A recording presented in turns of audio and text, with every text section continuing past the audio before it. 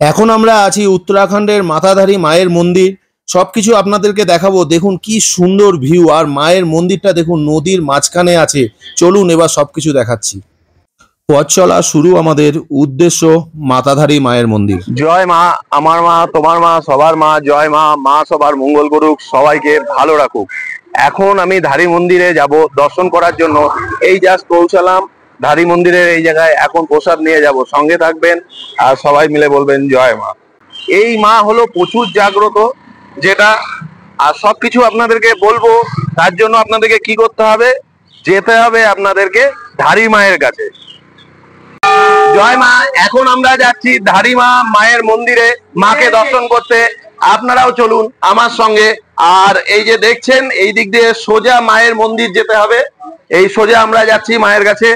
ধারী মা আছে যে বিশাল জাগ্রত, কেননা এই মায়ের অনেক কথা আছে আর সবকিছু আপনাদেরকে এখন বলবো। এই যে প্রভু বিরাজমান, দেখতে পাচ্ছেন কি অপূর্ব। এবার যাচ্ছি আমরা এগিয়ে মাকে দর্শন করতে আর পুজো দিতে। আর এই দেখুন ধারী মা যে আছে, ইনি এই জায়গায় বিরাজমান। এই নদীটা আছে, নদীর সঙ্গমের ঠিক এই জায়গাটায় মা বিরাজমান। আর এই জায়গায় আপনাদেরকে একটা কিছু বলতে হবে, কি জানেন? সেটা বলবেন আমার মা, তোমার মা, সবার মা। জয় মা, মা সবার মঙ্গল করুক, সবাইকে ভালো রাখুক। জয় মা। 16ই জুন 2013 সালে যে ভয়াবহ এই জায়গায় বন্যাটা হয়েছিল কেদারনাথের, আপনারা জানেন।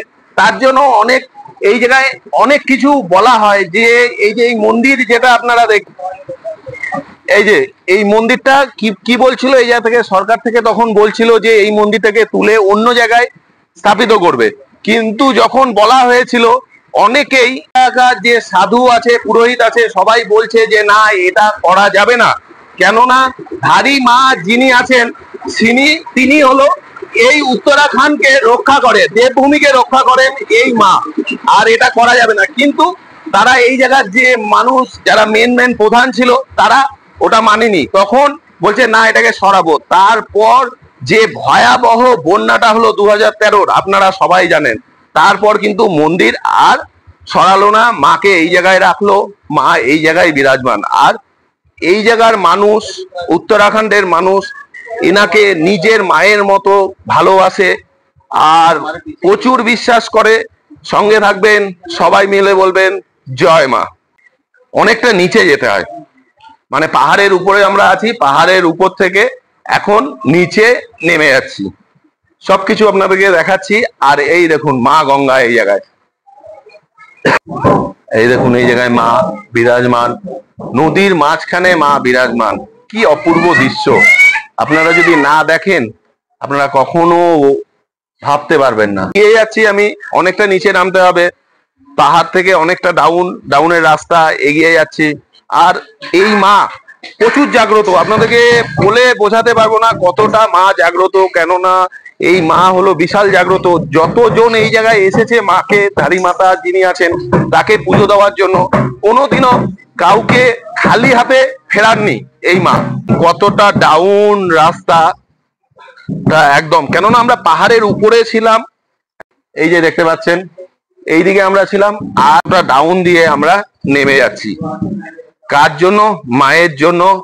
আজকে আমি বিশাল বড় সৌভাগ্যবান, কেননা আজকে মা আমাকে এই জায়গায় ডেকেছে। মাকে এই জায়গায় এসে আমি দর্শন করতে পারবো, এটাই সবচেয়ে বড় জিনিস। আর সবাই মিলে বলবেন জয় মা। আপনাদের যদি প্রসাদ লাগে, আপনারা এই জায়গায় সবকিছু পাবেন পুজো দেওয়ার জন্য। আপনারা যখন সোনপ্রয়াগ যাবেন, তার আগেই এই মায়ের মন্দিরটা আপনি পাবেন। দেখুন, আপনারা দেখতে পাচ্ছেন এই যে মায়ের মন্দির, দেখুন একদম মাঝখানে যে মন্দিরটা, আপনারা দেখুন মা গঙ্গার যে নদীর, মা গঙ্গার একদম মাঝখানে বিরাজমান এই মায়ের মন্দির। অদ্ভুত! এটা মানে কিভাবে সম্ভব এটা বলার না। মন্দিরটা কি সুন্দর দেখুন, এই দিকটা দেখতে পাচ্ছেন,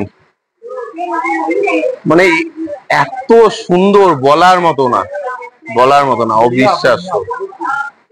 এখন আমি কোথায় আছি জানেন?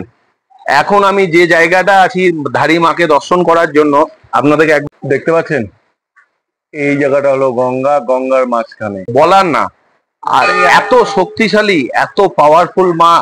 আপনার যদি কোনো মনস্কামনা থাকে, মাকে যদি দান জানান, আপনার হবেই হবে। আপনাদের যদি মনস্কামনা থাকে তাহলে এখানে চুন্নি বাঁধতে পারেন।